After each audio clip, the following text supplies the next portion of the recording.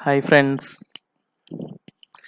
நம்ம பார்த்துட்டு இருக்கிறது digital signal processing. So digital signal ப்ராசஸிங்கில் சிக்னல்ஸ் பேஸ் பண்ணி உள்ள எம்சிக்யூஸ் நம்ம கம்ப்ளீட் பண்ணியிருக்கோம். அடுத்து சிஸ்டம்ஸ் பேஸ் பண்ணி உள்ள எம்சிக்யூஸ் கம்ப்ளீட் பண்ணோம். ஸோ அடுத்து sampling and Nyquist rate base பண்ணி உள்ள எம்சிக்யூஸ் நம்ம பார்ப்போம். சாம்பிளிங் அண்ட் நைக்யூஸ் ரேட் ரொம்ப ஈஸி தான், ஸோ கம்மியான ப்ராப்ளம்ஸ் தான் இருக்குது. ஸோ கம்ப்ளீட் பண்ணிடலாம். ஓகே, ஸோ ஃபர்ஸ்ட் சாம்பிளிங்லாம் என்ன sir? Conversion of continuous time signal into discrete time signal is called sampling. அடுத்து sampling theorem, அடிக்கடி கேட்குற question. sampling theorem. So sampling theorem, a band limited continuous time signal with higher frequency FM hertz can be uniquely recovered from its samples provided that the sampling rate fs greater than or equal to 2 times of fm. ஓகேவா? So என்ன சொல்கிறாங்க அப்படின்னா fs greater than or equal to 2 times of fm. So ஒரு சிக்னலில் நம்ம sampling பண்ணி வச்சுருக்கோம். அந்த சாம்பிளிங் பண்ணி வச்சிருக்க சிஸ்டத்தை திரும்ப ரெக்கவர் பண்ண முடியுமா முடியாதா? சரிங்களா? அதை சொல்கிறது தான் சாம்பிளிங் தியரம். ஓகேவா? ஸோ நம்ம சாம்பிளிங் பண்ணும் பொழுது கண்டினியூஸ் டைம் சிக்னலை டிஸ்க்ரீட் டைம் சிக்னலாக நம்ம சாம்பிளிங் பண்ணும் பொழுது நம்மளோட ஃப்ரீக்வன்சி எப்படி இருக்கணும்?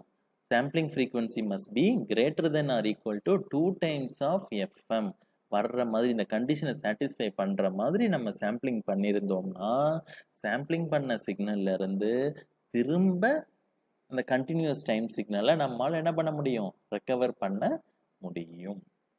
ஓகேவா? அப்படி கரெக்டாக நம்ம சாம்பிளிங் பண்ணலன்னா நம்ம திரும்ப ரெக்கவர் பண்ணும் போது கரெக்டான டேட்டா நமக்கு கிடைக்காது, சம் அதர் டேட்டாஸ் தான் நமக்கு கிடைக்கும். ஓகேவா? ஸோ இதை சொல்கிறது தான் என்னது? Sampling theorem. ஓகேவா? ஸோ அடுத்து அலியாசிங். அலியாசிங்னா என்ன அப்படின்னா phenomenon of a continuous time signal of higher frequency acquiring the identity of a lower frequency after sampling. ஓகேவா? ஸோ கரெக்ட் நம்ம இந்த சாம்பிளிங் தியரம் படி சாம்பிளிங் பண்ணலன்னா என்ன ஆகும் அப்படின்னா ரிகவர் பண்ணும் பொழுது ஒரு ஹையர் ஃப்ரீக்வன்சி சிக்னல் என்ன ஆகும் அப்படின்னா ஒரு லோயர் ஃப்ரீக்வன்சி சிக்னலாக ஆக்ட் ஆகும். ஸோ அந்த மாதிரி உள்ள ஃபினாமினானுக்கு பேர் அலியாசிங். ஓகேவா? ஸோ அலியாசிங் வந்துச்சுனாலே அந்த இடத்துல கரெக்டான சிக்னலை நம்மளால் என்ன பண்ண முடியாது? ரெக்கவர் பண்ண முடியாது. ஸோ அலியாசிங் வரக்கூடாது. அப்போ என்ன சார் பண்ணணும்? அப்போ என்ன பண்ணணும் அப்படின்னா sampling rate must be greater than or equal to 2 times of FM இருக்கணும். அதில் band limit the signal to FM. சிக்னலை பேண்ட் லிமிட் பண்ணியிருக்கணும் எஃப்எம்குள்ளே, அது மேக்ஸிமம் ஃப்ரீக்வன்சிக்குள்ளே நம்ம என்ன பண்ணியிருக்கணும்? பேண்ட் லிமிட்டிங் பண்ணியிருக்கணும். ஸோ இது செகண்ட் கண்டிஷன் அதிகமாக நம்ம பண்ண முடியாது. ஸோ ஃபர்ஸ்ட் கண்டிஷன் நம்ம தாராளமாக யூஸ் பண்ணிக்கலாம். ஸோ சாம்பிளிங் பண்ணுற frequency must be greater than or equal to 2 times of the maximum frequency. Okay sir. அடுத்து Nyquist rate. So Nyquist rate அடிக்கடி கேட்பாங்க. ஸோ நைக்யூஸ் ரேட்னா என்ன அப்படின்னா when sampling rate is exactly equal to 2fm. So fs is equal to 2fm இருந்துச்சுன்னா this is nyquist rate. ஓகேவா? அடுத்து nyquist interval.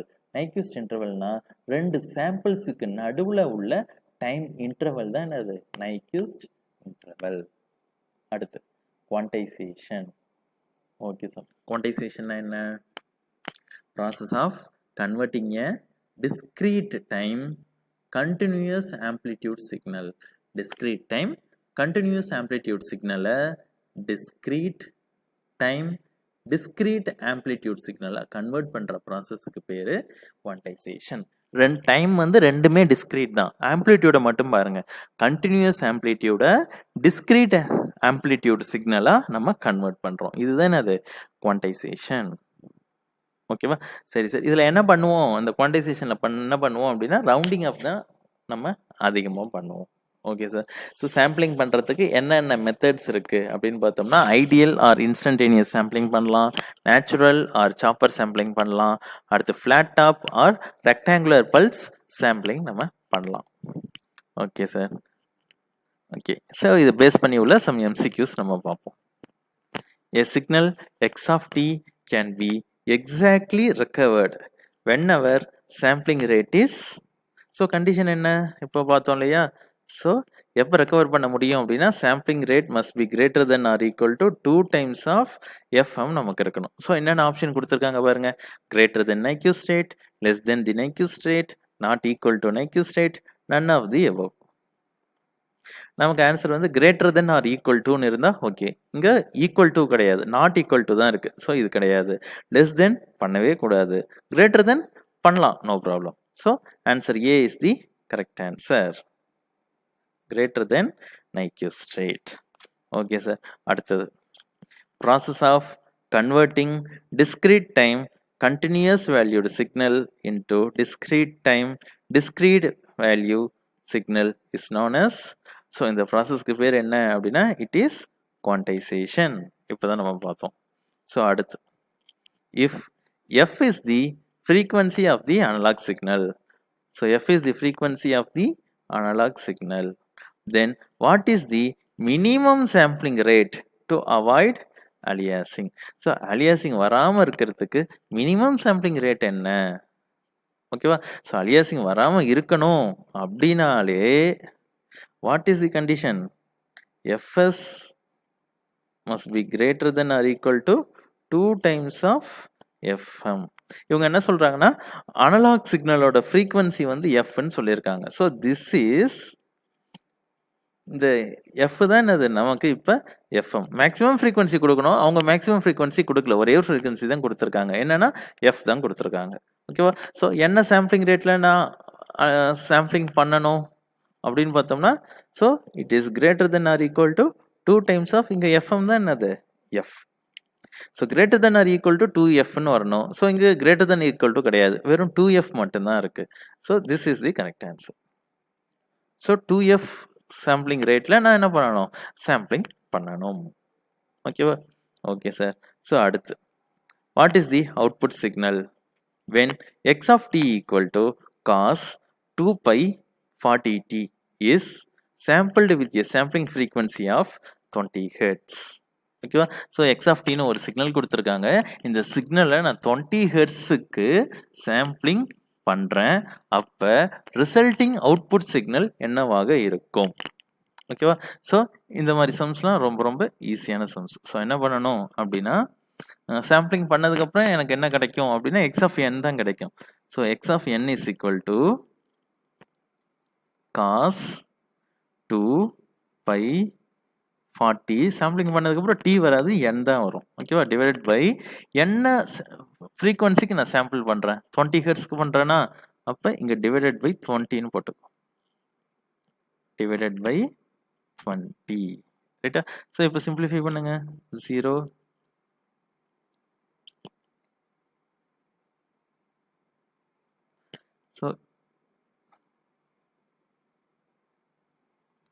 So இங்கே ஒரு 0, இங்கே ஒரு 0, இங்கே ஒரு 2, இங்கே ஒரு 2.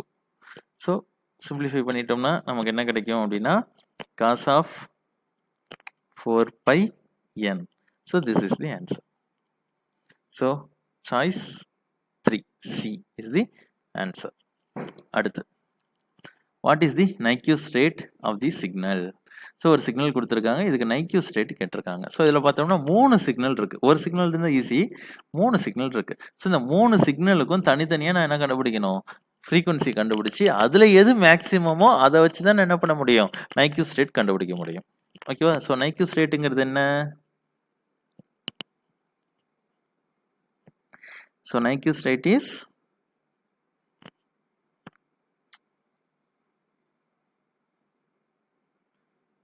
fs greater than or equal to 2 times of fm. இது sampling theorem. so nyquist rateங்கிறது என்ன அப்படின்னா nyquist rate is equal to 2fm. என்ன ரேட்ல சாம்பிளிங் பண்ணணும்னா it must be equal to 2fm பண்ணோம்னா it is nyquist rate. so first இருக்கிற ஒவ்வொரு காம்பனண்ட்டுக்கும் நான் ஃப்ரீக்வன்சி கண்டுபிடிக்கிறேன். ஓகேவா? ஸோ இந்த டீக்கு பக்கத்தில் இருக்கு இல்லையா, இதுதான் நம்ம கான்சன்ட்ரேட் பண்ணணும். இந்த டீக்கு பக்கத்தில்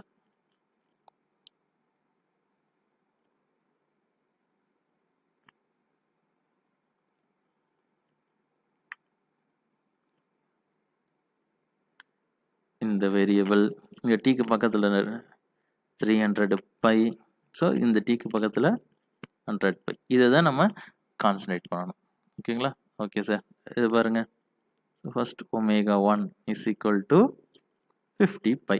ஸோ ஒமேகாவை நான் என்னென்னு எழுதலாம்னா 2 பை f1 அப்படின்னு எழுதிக்கலாம்.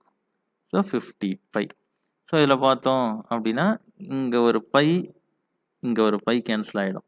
So I get f1 is equal to 25 hertz. சரியா? Okay sir. அடுத்து செகண்ட் காம்பனண்ட் பாருங்க. செகண்ட் காம்பனண்ட் என்னது? omega2 is equal to 300 pi. So I can write omega as 2 pi f2 equal to 300 pi. So idhula I can pi cancel ஆயிடும். So I get f2 is equal to 150 hertz. அடுத்து third component. So third component is omega 3. Omega 3 is equal to 100 pi.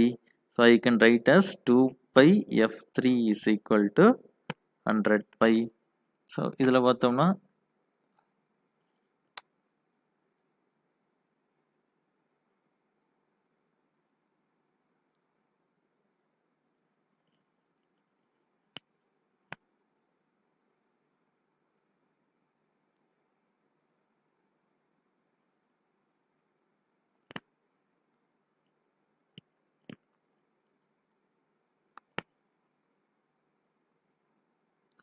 so 100 pi. So இதில் ஒரு pi, இதில் ஒரு pi cancel ஆகிடும். So I get f3 is equal to 50 hertz. So இதில் எது maximum அப்படின்னு பார்த்தோம் அப்படின்னா, so maximum is f2 is equal to 150 hertz. ஓகேவா? So fm maximum frequency is equal to 150 hertz. So Nyquist rate is equal to 2 times of fm. So 2 into 150 equal to 300 hertz. So this is the correct answer. So 300 hertz எங்க இருக்கு அப்படின்னு பார்த்தோம் அப்படின்னா we have here 300 hertz. So this is the correct answer. Okay sir. So இவ்வளவுதான் sir Nyquist rate base பண்ணி உள்ள problems. Okay sir. So Nyquist ரேட்ல வந்து சம் சிக்னல் கொடுத்துட்டு what is the Nyquist rate அப்படின்னு கேட்கறதுக்கு நிறைய பாசிபிலிட்டிஸ் இருக்கு. இந்த மாதிரி சம்ஸ் அப்படி இல்லைன்னா நான் இந்த சாம்பிளிங்ல ரேட்ல சாம்பிளிங் பண்றேன், இந்த ஃப்ரீக்வன்சில சாம்பிளிங் பண்றேன். So what is my signal அப்படின்னு சொல்லிட்டு கொஸ்டின்ஸ் கேட்கறதுக்கு நிறைய பாசிபிலிட்டிஸ் இருக்கு. அடுத்து சாம்பிளிங் தியரமை யூஸ் பண்ணி MCQs கேட்கலாம். ஓகேங்களா? So this is about sampling and Nyquist rate. Okay students. So நம்ம வந்து சிக்னல்ஸ் பேஸ் பண்ணி உள்ள MCQs கம்ப்ளீட் பண்ணியிருக்கோம், சிஸ்டம்ஸ் பேஸ் பண்ணி உள்ள MCQs கம்ப்ளீட் பண்ணியிருக்கோம்.